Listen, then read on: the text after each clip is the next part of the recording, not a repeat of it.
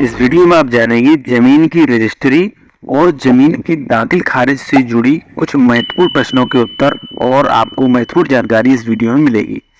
देखिए, इस वीडियो में मैं 3 टॉपिक पर बात करूंगा कि रजिस्ट्री को कैंसिल करवाने के क्या क्या कारण हो सकते हैं, यानी कि कौन कौन से कारण होने चाहिए उनकी वजह से रजिस्ट्री जमीन की कैंसिल हो सकती है। दूसरा प्रश्न है कि रजिस्ट्री कितने दिनों तक कैंसिल करवाई जा सकती है, बहुत ही महत्वपूर्ण प्रश्न है। और तीसरा प्रश्न है, क्या दाखिल खारिज के बाद रजिस्ट्री को कैंसिल कराया जा सकता है या नहीं। देखिए, सबसे पहले जान लेते हैं कि रजिस्ट्री कैंसिल करवाने के कौन कौन से कारण हो सकते हैं। तो देखिए, यहाँ पर 3 कारण होते हैं। यदि पैसों का लेन देन, यानी कि यदि आपने मान लीजिए जमीन खरीद ली और उसके पैसे नहीं दिए, तो ये भी कारण होता है।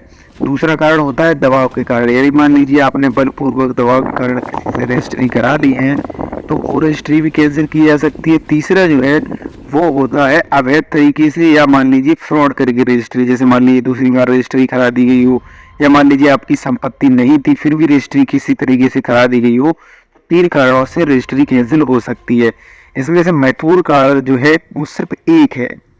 अगर बात करें 2 कारणों का कि पैसे के लेन देन और दबाव के कारण आपकी रजिस्ट्री कैंसिल हो सकती है, तो उत्तर होगा नहीं, बहुत कम चांस रहते हैं। क्योंकि उसमें क्या होता है कि जैसे मान लीजिए कोई भी व्यक्ति आपको जमीन बेच रहा है तो वहां पर शपथ पत्र पर सारी शर्तें लिख दी जाती हैं कि जो व्यक्ति बेच रहा है वो पूर्ण रूप से स्वस्थ चित्त है, उसका दिमागी संतुलन बिल्कुल सही है और वो अपनी संपत्ति उसे बेच रहा है, इतने पैसों में बेच रहा है और पैसों का भुगतान जो है वो कर दिया गया है। ठीक है, तो यहाँ पर वो शर्त लगा दी गई है कि पूरे पैसों का भुगतान कर दिया गया है। ठीक है, और जब भी व्यक्ति रजिस्ट्री करने जाता है, जो बेचता है अपनी संपत्ति, तो रजिस्ट्रार ऑफिस में भी उसे पूछ लिया जाता है कि आपके पूरे पैसों का भुगतान हो गया है या नहीं हो गया है। तो देखिए, यहाँ पर ये कारण तो इस कारण का कोई औचित्य नहीं रहता है, यानी कि पैसों का लेन देन। अगर कोई व्यक्ति मान लीजिए आपको परेशान कर रहा है, या मान लीजिए कोई व्यक्ति ये कहता है कि आपने मेरे पैसे नहीं दिए, या मान लीजिए पैसों के कारण रजिस्ट्री कैंसिल करवाना चाह रहा है, तो रजिस्ट्री में आपको बता दूं कैंसिल नहीं होगी। हालांकि वो परेशान करेगा आपको, लेकिन रजिस्ट्री कैंसिल नहीं हो सकती, क्योंकि जब उसने रजिस्ट्री की थी तो वहां पर जो सारी शर्तें जो है मेंशन कर दी गई थी और उन्होंने वहां पर साइन भी किए थे। ठीक है, तो ये कारण जो है, इस कारण का कोई औचित्य नहीं रहता। दूसरा होता है दबाव के कारण।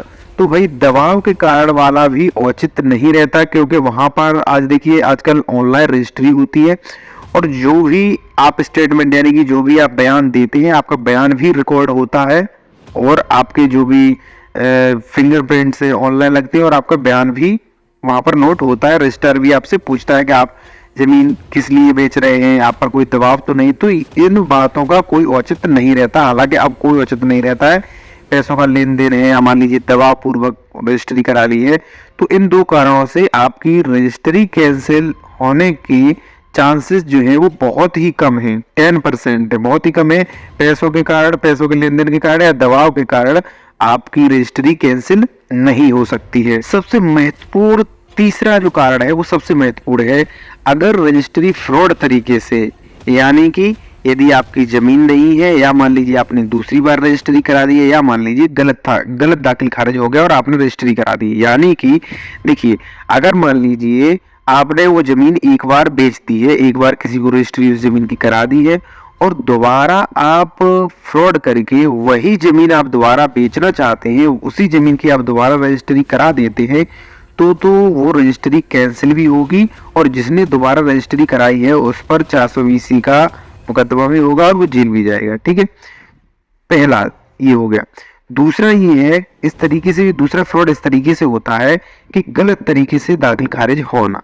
जैसे मान लीजिए आपके पास सिर्फ 5 बीघा जमीन है और गलत दाखिल खारिज, यानी कि मान लीजिए जो सरकारी दस्तावेज होते हैं, जो भी अधिकारी होते हैं लेखपाल द्वारा, मान लीजिए भूल से आपके नाम 2 बीघा जमीन एक्स्ट्रा आ गई और आपने वो 2 जमीन जो किसी व्यक्ति की एक्स्ट्रा आपके नाम आ गई और वो जमीन आपने किसी व्यक्ति को बेच दी, रजिस्ट्री कर दी, तो वो रजिस्ट्री भी कैंसिल हो सकती है। ठीक है, जैसे मान लीजिए किसी आपके भाई की या अन्य किसी व्यक्ति की आपके नाम जमीन आ जाती है गलती से, जबकि आपने खरीदी नहीं है, और वो गलती से सरकारी रिकॉर्ड में आपके नाम आ जाती है और आप उस जमीन को दूसरे व्यक्ति को बेच देते हैं, तो वो भी रजिस्ट्री जो है वो कैंसिल करवाई जा सकती है। और कई जगहों पर ऐसा होता भी है। देखिए जो भी लेखपाल है, जो भी अधिकारी है, उनसे गलती हो जाती है कभी कभी। तो वहां पर देखिए, अब आप पूछेंगे भाई पता कैसे लगेगा, तो पता ऐसे लगेगा, अगर मान लीजिए उस व्यक्ति ने वो जमीन खरीदी होगी तो रजिस्ट्री होगी, उसके पास पूरा रजिस्ट्री का विवरण होता है जो जमीन खरीदता है। अगर मान लीजिए भूल से उसके नाम कोई जमीन आ गई होगी 2 बीघा या 3 बीघा, किसी अन्य व्यक्ति की जमीन उसके नाम आ गई, तो उसका कोई रिकॉर्ड ही नहीं होगा। तो इसलिए वो रजिस्ट्री जो है बाद में कैंसिल भी करवाई जा सकती है। अब बात आती है दूसरे क्वेश्चन की कि रजिस्ट्री कितने दिनों तक कैंसिल करवाई जा सकती है। तो देखिए, अगर कोई भी व्यक्ति रजिस्ट्री कैंसिल करवाना चाहता है, या मान लीजिए किसी ने जमीन खरीदी है और किसी व्यक्ति को कोई ऑब्जेक्शन है, तो वो रजिस्ट्री के लगभग 30 से 35 दिनों के भीतर उस पर आपत्ति लगा सकता है, उस पर ऑब्जेक्शन जो है वो कर सकता है। तो वहां पर उसका दाखिल खारिज नहीं होगा और आपकी सुनवाई होगी। ठीक है, कितना समय? 30 से 35 दिन। जैसे मान लीजिए किसी व्यक्ति ने आपकी जमीन खरीद ली, आपने रजिस्ट्री करा दी, और यदि उस व्यक्ति ने आपके जमीन के पैसे नहीं दिए, जैसे मान लीजिए कुछ पैसे बकाया है आपकी और उसने नहीं दिए, तो आप 30-35 दिन के अंदर जो है आप आपत्ति लगा सकते हैं। ठीक है, यदि आप सही हैं तो आपकी सुनवाई होगी, यदि आप सही हैं तो रजिस्ट्री दाखिल खारिज आपका रोक दिया जाएगा, आपके पैसे दिलवाए जाएंगे।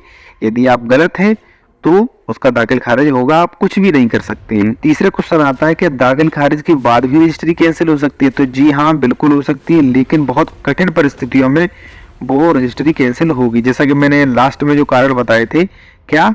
फ्रॉड। यदि 420 करके रजिस्ट्री करा दी गई है तो वो रजिस्ट्री दाखिल खारिज के बाद भी कैंसिल हो सकती है। जैसे मान लीजिए किसी ने 5 साल पहले वो जमीन बेच दी थी और फिर वो उसने दोबारा जमीन बेच दी, वही जमीन वो दोबारा बेच दी गई, तो वहां पर दाखिल खारिज के बाद भी वो रजिस्ट्री कैंसिल होगी। कैसे होगी? क्योंकि जिसको पहली रजिस्ट्री कराई गई थी 5 साल पहले, वो भाई अपनी रजिस्ट्री लाएगा और वो कोर्ट में पेश करेगा कि भाई मैं ये जमीन 5 साल पहले ही खरीद चुका हूँ, तो इसकी रजिस्ट्री कैसे दोबारा हो गई।